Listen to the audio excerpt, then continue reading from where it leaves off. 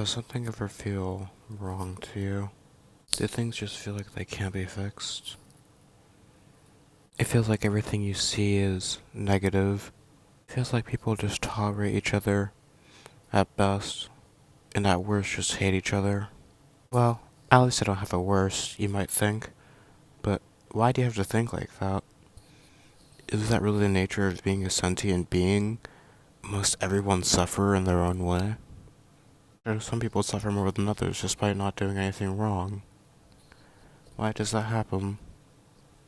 And is the only way to justify your existence by remembering other people have it worse than you? They'll tell you it will get better, but it never really does. You can't feel better. I introduce you to one of the most famous modern philosophers, Christian.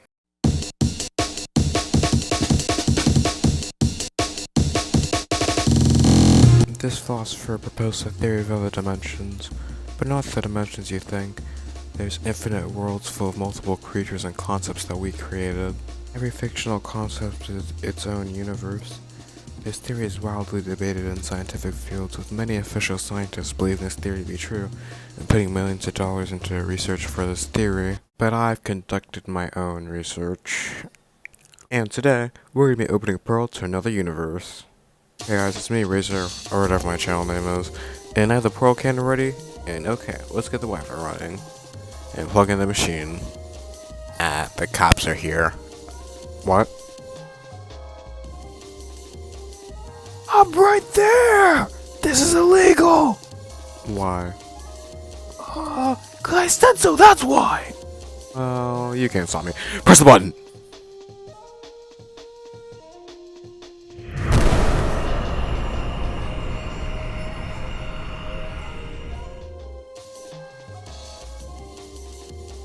Yeah.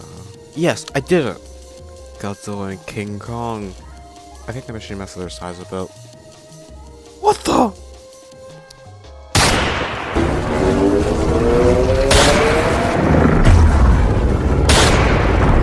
Oh.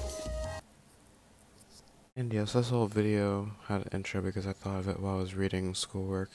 Anyways, this is Playmates, Godzilla, and King Kong. Yeah. The one person who views this channel regularly, you probably already know I had evolved Godzilla, but I got this King Kong a few weeks ago. Anyways, time to talk.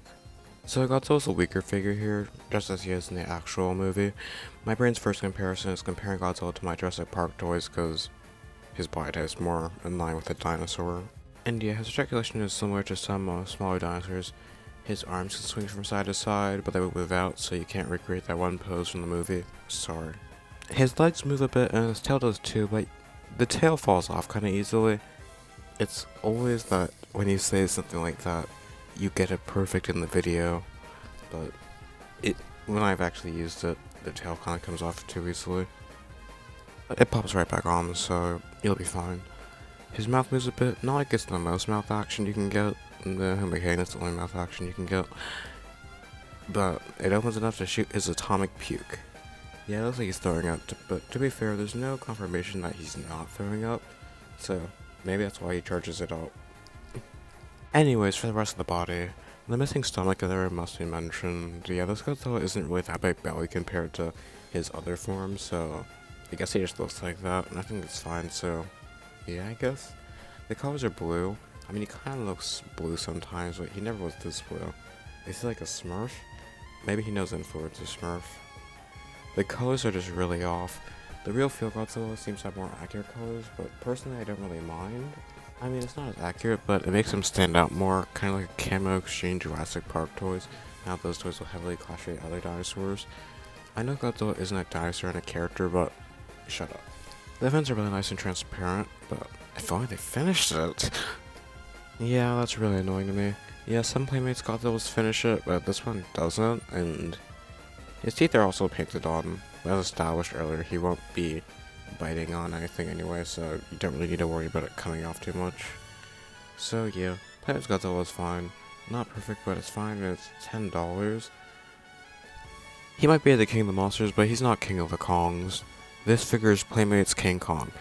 And if Godzilla is fine, this figure is awesome. Godzilla was some kid's Woody, but this is that kid's Buzz Lightyear. I'll just say, this figure is really fun to pose. I'm not saying he's like the best at it, but it's an action figure for kids, so it has to be fun. And if your kids love King Kong, they'll love this. I don't know why your kid would like King Kong, but I guess some kid does. He has arms and one is a beast's glove, which is molded into his hand, which is fun to punch your Monster Island buddies with. The arm moves like this. Pretty cool, right? His legs move like this, but it'll be best to keep them in a specific way so he can stand. He has the scars on his chest, which are pretty accurate colors, and his facial features are painted pretty well, especially compared to Godzilla. His teeth paint needs to come off a little, but I won't be using the teeth anyway. And his face, he's filled with rage. I find that funny because Kong is the more chill of the two, but this is an amazing expression. Also, the texture of the fur is way better than what we got going on for Godzilla. I'm sorry I keep on taking shots at Godzilla, it's just really easy when this figure is just so much better than him. Also, $10. I think the price these guys are is amazing and a perfect introduction for Godzilla toys for like any kids. I think if you get one, you should have both. And also $10. I feel like most toys these days, when you pay anything under $15, you just buy something that should be $5. Inflation is really insane these days. I'm so happy Playmates decided it's gonna keep on making this affordable line for kids and collectors alike. I think these toys also lend themselves perfectly to play, and honestly, if you don't feel like getting scammed, I suggest you pick these guys up. Well, bye now. See you guys later.